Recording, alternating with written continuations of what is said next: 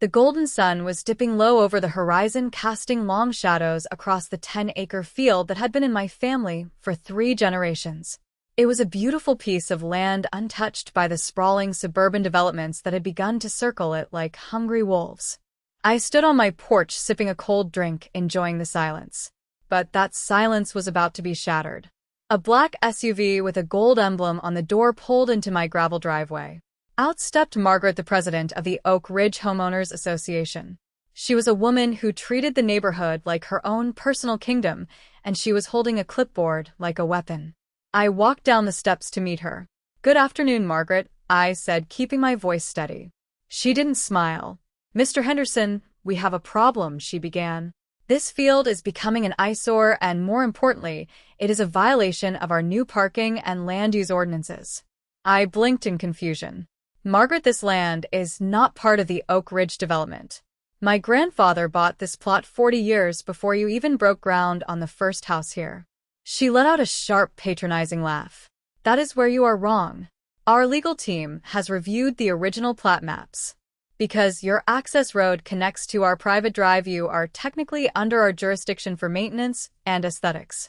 And as of this morning, the board has voted to implement a mandatory parking fee for any unauthorized vehicles or equipment on this grass." I looked over at my vintage tractor and my old pickup truck parked near the barn. "You are telling me I have to pay you to park on my own dirt?" I asked. Her eyes gleamed with a cold triumph. $10 per day per vehicle. And if you do not pay the fees within 24 hours, we have authorized a private towing company to clear the area." "You cannot be serious," I said.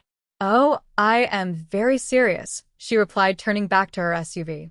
"Expect the first invoice by mail and the trucks by sunset tomorrow." As she drove away, I felt a slow burn of anger in my chest. She thought she could use legal loopholes to bully me off my land. She wanted this field for a new community pool and tennis courts, and she was trying to bleed me dry to get it. But Margaret forgot one very important detail. My grandfather was a surveyor and a meticulous record keeper.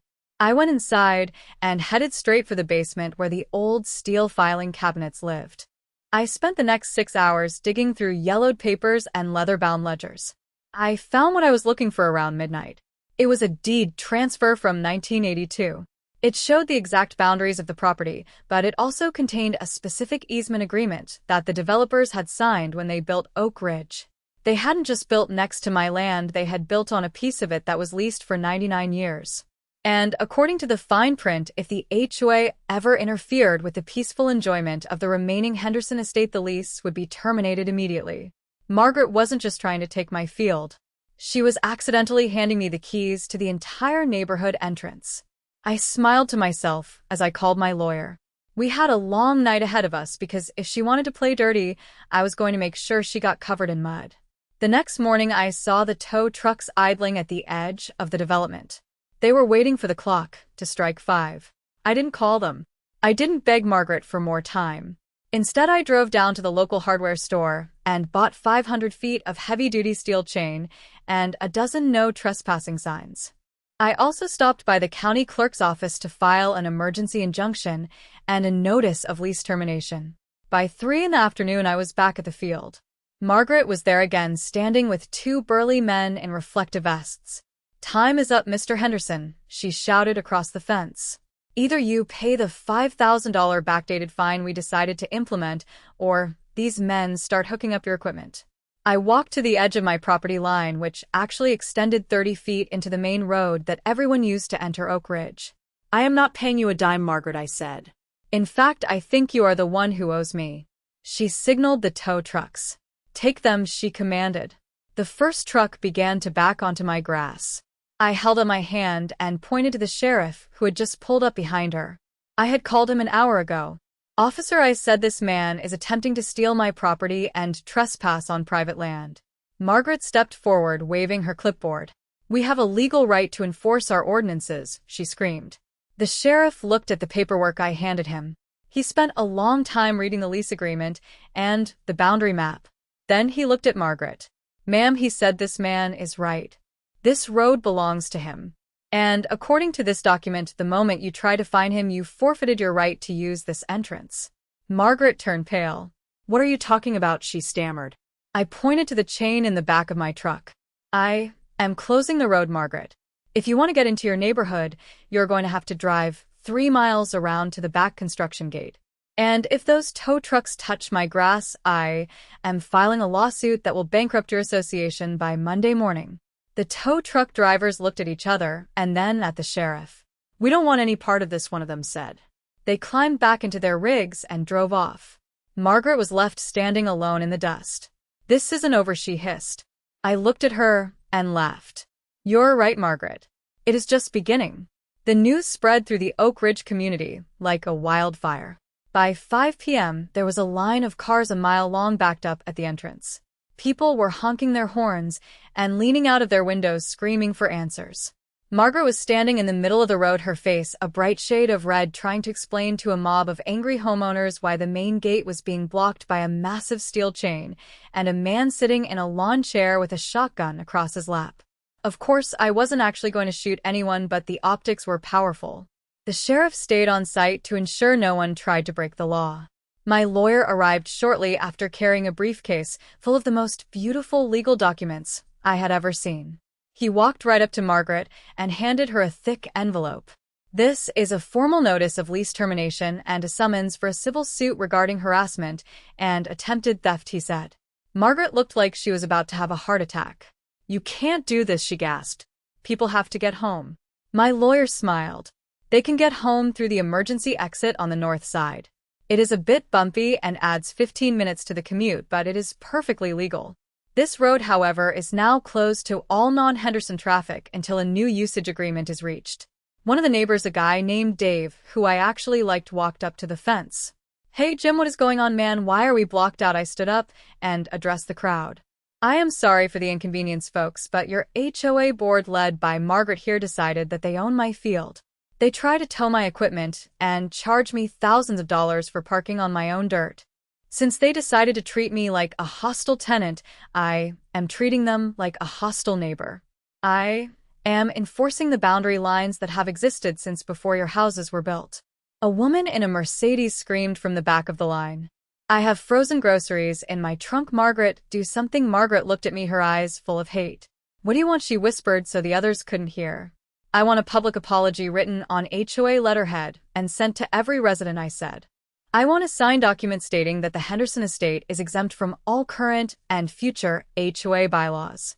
And I want a check for $10,000 for the stress and legal fees you have caused me today." She scoffed. "That is extortion."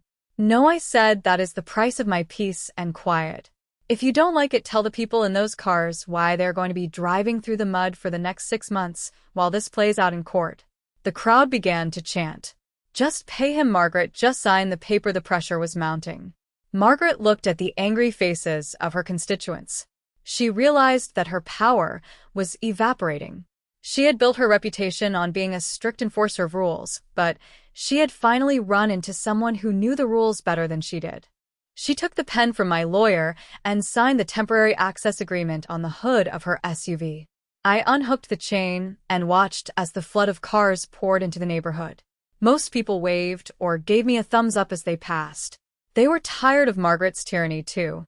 But I knew Margaret wasn't done. She was a cornered animal, and she was going to lash out. That night, I saw flashlights moving in the field. I grabbed my powerful spotlight and shined it toward the barn. 3 figures scrambled away into the woods.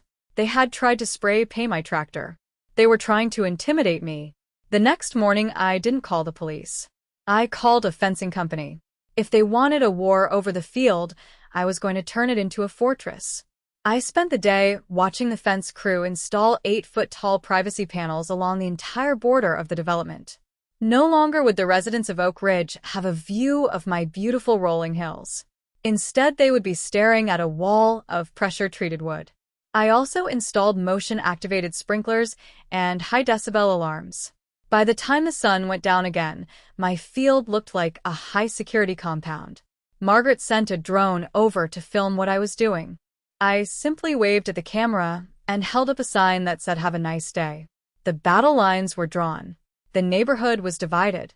Half the people thought I was a hero for standing up to the HOA, and the other half were furious that their property values were dropping because of the giant wooden wall.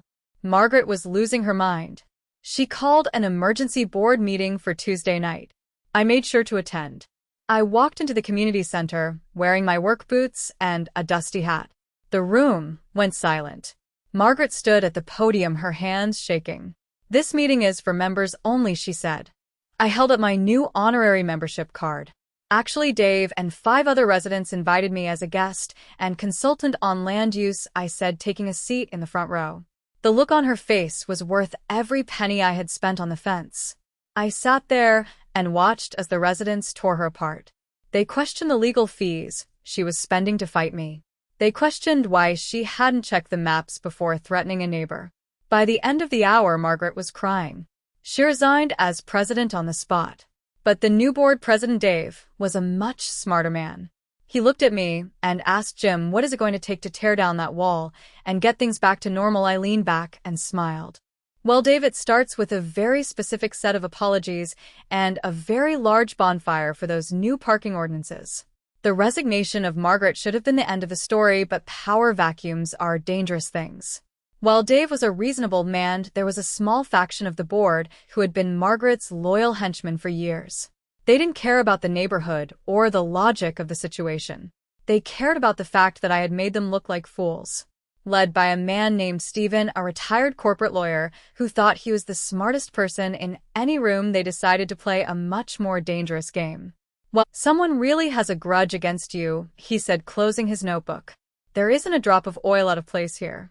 In fact, your land is cleaner than the golf course next door, which is currently dumping enough nitrogen into the ground to kill a whale." I thanked him and sent him on his way, but I was fuming. This wasn't about rules anymore. This was a personal vendetta. I knew Steven was behind it because I saw him watching from his balcony with binoculars. I decided it was time to stop playing defense. If they wanted to involve state agencies, I would do the same. I spent the next week researching the development of Oak Ridge. I found that when the neighborhood was built, the developers had promised to create a 5-acre nature preserve on the north side. Instead, they had cleared that land and built 3 luxury mansions, including Steven's house. They had filed fraudulent environmental impact reports to get away with it. I contacted a friend in the state capitol and sent over the original blueprints compared to the current satellite imagery. While the state was processing that, I decided to have a little fun of my own. According to the zoning of my land, I was allowed to keep livestock. Up until now, I had kept the field empty just to enjoy the view. But the day after the DQ inspector left, a fleet of trucks arrived at my gate. By evening, I had 20 goats, 50 chickens, and 2 very loud donkeys named Barnaby and Banjo. The wind in our area typically blew from the west, which meant all the lovely smells of a working farm were heading straight into the backyards of the Oak Ridge elite. The screaming started almost immediately. Dave called me within an hour. "Jim, man, the goats are eating the flowers through the fence, and the donkeys won't stop braying. My wife is losing her mind." I told Dave I was sorry, but I had to diversify my income since the HOA had made it so difficult to maintain my land. I told him the goats were necessary for natural weed control and the chickens were for organic eggs. Steven, however, didn't call. He sent another legal threat. This one claimed that I was violating noise ordinances. I sent back a copy of the County Agricultural Protection Act, which stated that farming sounds were exempt from residential noise limits between sunrise and sunset. And since Barnaby and Banjo like to start their day at 4 a.m., Steven was in for a very rude awakening. The neighborhood was in a state of total chaos. People were complaining about the smell and the noise, but they couldn't do anything because I was legally protected. Steven tried to rally the residents to file a class action lawsuit, but Dave blocked it. Dave told the board that every time they poked me, I poked back harder, and that the best course of action was to leave me alone. But Steven wouldn't listen. He decided to take matters into his own hands. One night, I heard the sound of my chickens squawking in terror. I grabbed my flashlight and ran out to the coop. I saw a figure in a dark hoodie trying to open the gate. I tackled him into the mud. When I pulled back the hood, it was Steven. He was holding a bag of poison grain. My blood ran cold. This man was willing to kill my animals because of a property dispute. I didn't hit him, but I held him down until the sheriff arrived. Stephen was arrested for trespassing and attempted animal cruelty. That was the final straw for the neighborhood. The residents were horrified that one of their board members had stooped so low. A special election was held, and the entire board was replaced with people who actually wanted to live in peace. But I wasn't done with Stephen. I waited until his court date to drop the hammer. I presented the evidence of the fraudulent land use on the north side of the development. The state revoked the permits for the 3 houses built on the promised nature preserve. One of those houses was Stephen's. He was ordered to demolish his home and restore the land to its original state within 18 months. He lost everything because he couldn't stand the thought of a man owning a field he couldn't control. The demolition of Stephen's house was a spectacle that the entire town came to watch. It was a poetic end to a decade of HOA overreach. As the wrecking ball swung through the marble foyer, I sat on my porch with Dave, who is now the permanent president of the HOA. We were sharing a plate of ribs and watching the dust settle. "I am sorry it took all of this to get to a place of peace, Jim," Dave said. "I just wanted a nice place to raise my kids." I understood that. I told him that I never wanted to be the enemy of the neighborhood. I just wanted my family legacy to be respected. We came to a final agreement that day. The wooden wall came down, but in its place we planted a thick line of cedar trees that provided privacy without being an eyesore. I donated a small portion of the field to be a community garden managed by the residents, but owned by me. This ensured that the land could never be developed, but allowed the neighbors to feel like they were a part of the landscape. The parking fees were officially abolished, and the HOA charter was rewritten to prevent any future board from attempting to claim jurisdiction over land outside the development. Margaret moved away shortly after her resignation. Last I heard, she was living in a condo in Florida, where she was currently suing the management over the color of the pool umbrellas. Some people never change, but the Oak Ridge community did. They realized that a neighborhood isn't just a collection of houses with matching mailboxes. It is a group of people who have to live alongside each other. They started hosting a yearly harvest festival in my field. We had hayrides and pumpkin patches, and the donkeys Barnaby and Banjo became the local mascots. Kids would come over after school to feed the goats, and for the first time in my life the field felt like it had a purpose beyond just standing still. I kept the original lease agreement framed in my hallway as a reminder. It was a reminder that the law is a tool, and like any tool it can be used to build or to destroy. Margaret and Stephen tried to use it to destroy my way of life, but they forgot that the foundation of the law is justice. Looking out over the field now as the sun sets, I don't see a battleground anymore. I see the tall grass swaying in the breeze and the shadows of the cedar trees stretching toward the houses. I see a place where a man can park his tractor without fear and where a neighbor can walk their dog without being fined. I won the war, but the peace was the real prize. The tow trucks never came back. The lawyers stopped calling. And the only sound in the evening air was the quiet hum of the crickets and the distant laughter of children playing in the garden. My grandfather would have liked that. He always said that land is the only thing that lasts, and if you take care of it, it will take care of you. I had taken care of my land, and in the end it had saved me. The Henderson Field remained a green island in a sea of suburban sprawl, a reminder of a time when a man's word and his deed meant something. And as for me, I just sat back in my chair and watched the stars come out, thankful that the fight was over and the field was still mine. The story of the Oak Ridge HOA became a local legend, a cautionary tale for any board member who thought they were bigger than the people they served. It was a story of a field of fence and a set of rules that were finally set right. And every time I drive my old pickup truck onto that dirt, I feel a sense of pride. I didn't just protect my property, I protected my history. And that is something no HOA can ever put a price on.